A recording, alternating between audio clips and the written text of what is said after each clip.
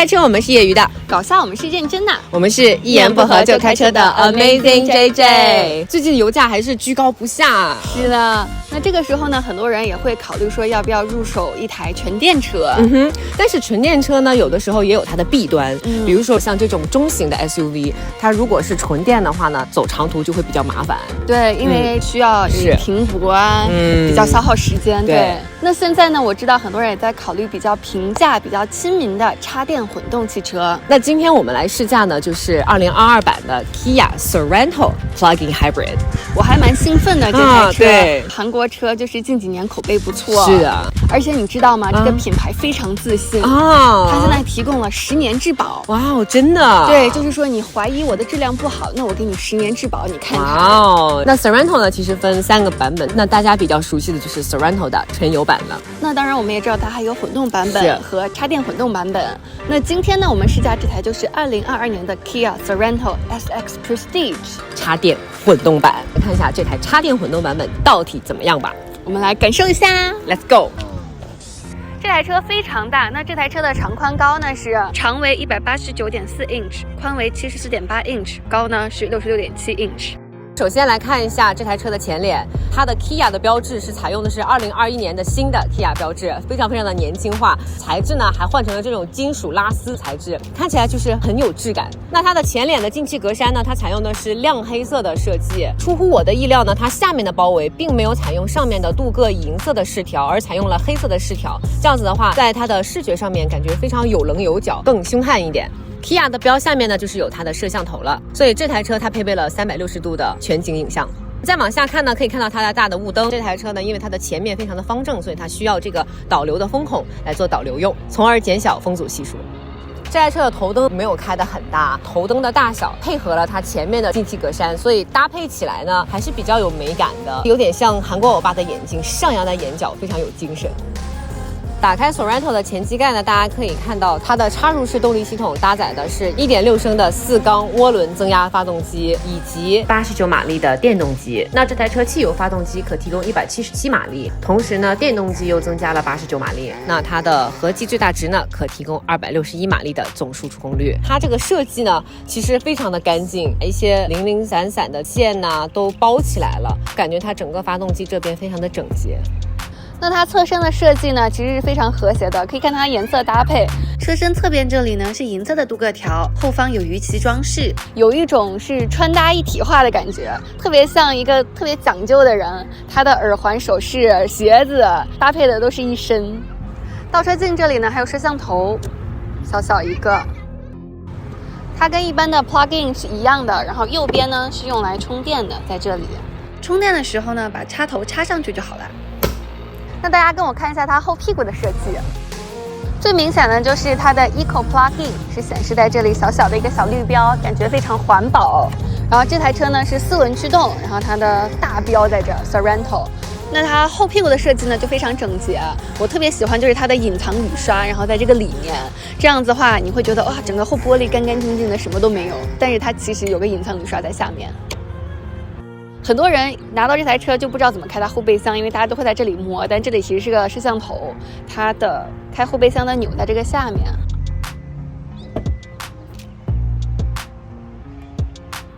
那这台车还有另外的打开方式，就是我站在这儿，它感应到我回来了，它就会自动打开。这样呢就非常适合说你手上拿着东西或者抱着孩子，你需要开后备箱，它就可以自动帮你打开，不需要这样去用脚踢，因为这样比较容易重心不稳，像我这种人就很容易摔倒。那这台车呢，它是3排座椅，也是6人座。它第3排座椅打上来的时候，它的后备箱的空间会相对小一点点，就是日常使用的话，放一些背包呀什么 OK 的。好处就是如果你要买一些比较大件的物品，你也可以把第3排座椅放倒，这样会有更大的空间。而且它第3排很容易就放倒了，拉一下就可以了。噔噔噔噔，第3排放倒之后呢，它的后排箱空间有45立方英尺，可以放2-3个行李箱，买家具什么的都没有问题了。当然，如果你要买更大件的东西的话，你也可以在这儿把第2排也放倒。它的后右方有2个按钮，来，我们试一下。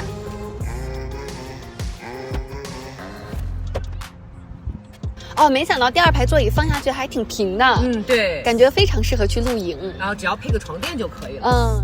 那第2排的座椅呢，打下去的时候但放上来的时候就要手动拉，轻轻松松。那这个车呢，进入第3排的方式，其实是有2个按钮的，你可以选择按头枕旁边这个按钮，你也可以选择按座椅这儿有个小按钮，哎，一按，它就自动收过去了。那我们来感受一下它第3排的空间。那我坐进来的感受呢，就是空间有一点点矮，然后再加上第3排的地台呢比较高，所以我坐这个椅子非常有坐小板凳的感觉，就整个人窝在这里。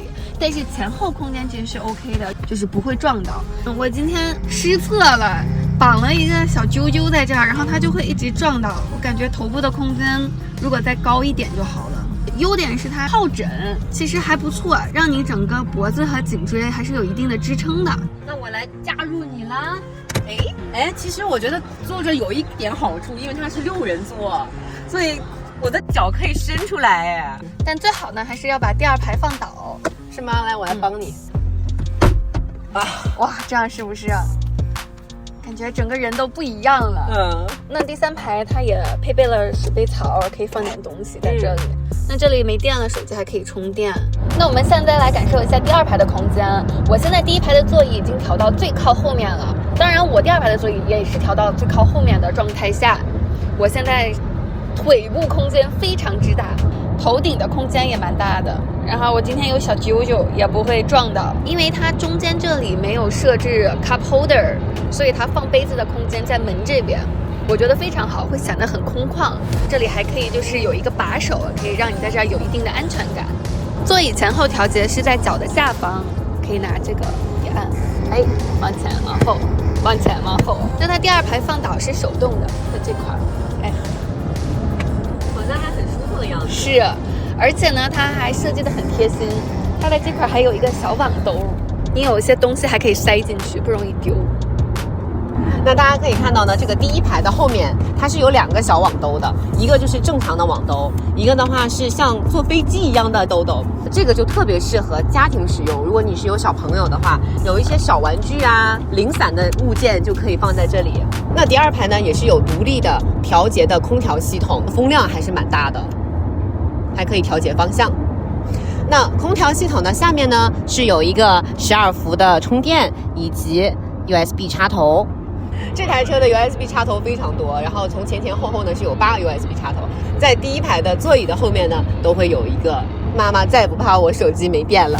在这里呢要重点提示一下，就是 Sorento 它的音响都是 Bose 音响，等一下我们可以开一个交响乐给大家感受一下，这对于我们这种对生活有追求的人来说是非常好的体验。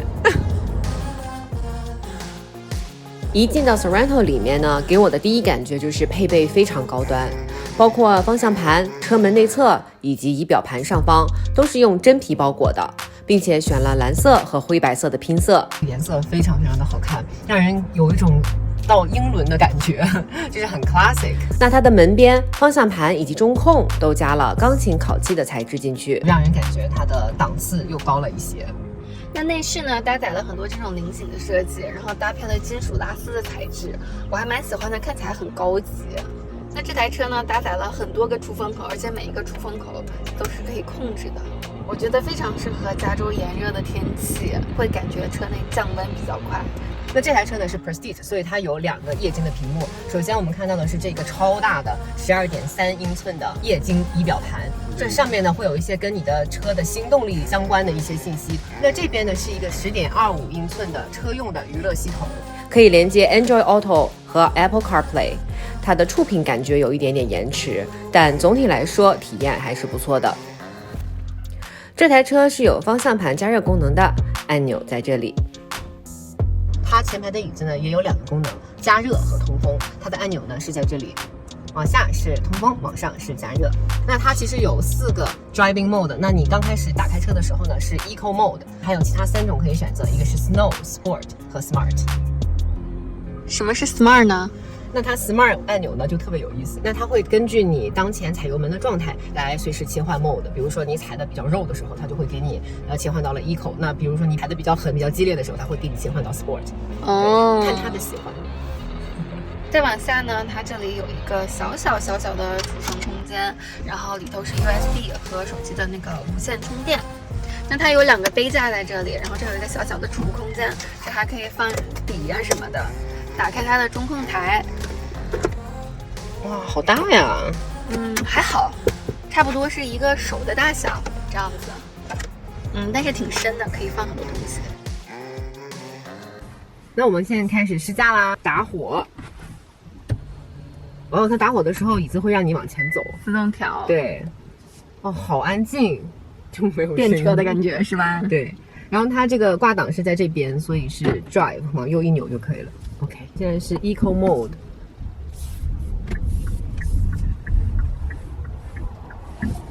走。Eco Mode 就是这样子，就是比较肉的感觉，是吧？是，起步没有起来，感觉没劲儿是吗？可能这样比较省油。省油。我感觉这台车的这个方向盘特别细，像我的手这么小，一只手都可以把它掌握住。那我们上高速感受一下。哎，其实还行啊，上坡。我现在是 Eco Mode， 但是它上坡其实挺给力的，是吗？呀，但是它听起来并不是很给力，声音有点大，对，听起来有种啊的那种。但它上去了，它用力上去了，因为它现在是 Eco Mode， 就是，但是它还是给我感觉比较硬朗，就是它的底盘可能这台车设计的就是比较紧凑，就没有让人感觉这是一台就是传统的亚洲车的感觉。那我们现在换一下 Sport Mode。运动模式看看有多运动，它确实是一下子就给劲儿了，感觉油门一下变敏感了。是的，而且它有力了。对，我坐在旁边，我都可以感觉到，冲一下上去了。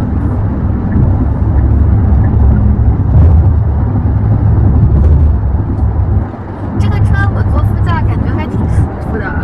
它那种，它也晃晃悠悠吧，它是个大车，但是没有说那么软绵绵的晃悠。它有一点那个欧美车系的感觉。是的，让你开了会觉得比较自信，比较好控制。而且这台车也蛮高的，你能看到前面的路，视野很好，对，视野也不错。你觉得这是在开一个3排的大车吗？哎，还真的没有说那种大车的感觉。那因为这台车是插电的嘛，所以它有电机的辅助，所以呢，它这台车起步会更灵敏一些，更快一些。是让你感觉更轻盈一点，对，反应更快。是的，所以就没有给我感觉是一台这种很长然后3排的车。那我换成 Smart 感受一下，看看它聪不聪明，是不是 ？Smart 加速还行，能起来，但是没有 Sport 那么敏感那么快。然后并线。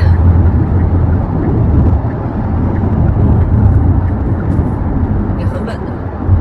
它转向灯其实蛮好的，它左转右转的话，它会显示侧门的 camera， 会让你看到你要换的车道后面有车。因为我们现在就是平时把车道保持打开了，所以就是你在转弯或者什么的时候，你可能稍稍偏离了一下，它还会自己给你进行方向盘校正让你保持在这个线内。它所谓的 Smart Cruise 就是你把车道保持打开，然后把那个 Cruise Control 打开就可以了。那经过了一整天的试驾，终于结束了。总体而言呢，我对这台车印象还是不错的。它从外观上来看呢，我觉得还挺有棱角的。它的外观呢，就是很扎实，然后有它自己独特的风格。对。内饰方面呢，不管是它的皮质还是钢筋烤漆，对，看着都很高级。对，而且它还有很多新式的设计，比如说外侧的鱼鳍和里面的菱形装饰。你一坐进去之后呢，你就觉得，哎，这个车质感不错。让你心情愉悦。是。空间方面呢，内饰空间也挺大的，很适合一大家子使用。性能来说，这台车开起来底盘非常扎实，有一点像欧系车的感觉。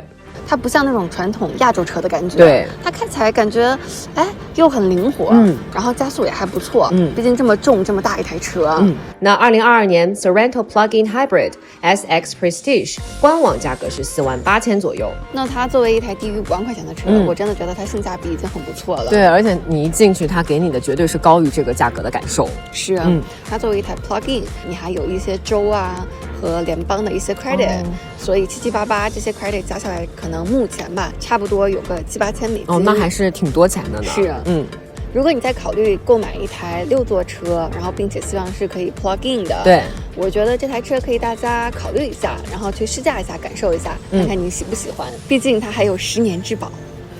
那感谢大家收看今天我们的试驾视频。如果你喜欢我们的视频呢，不要忘记点赞、转发、评论、关注。那我们下期再见喽，拜拜。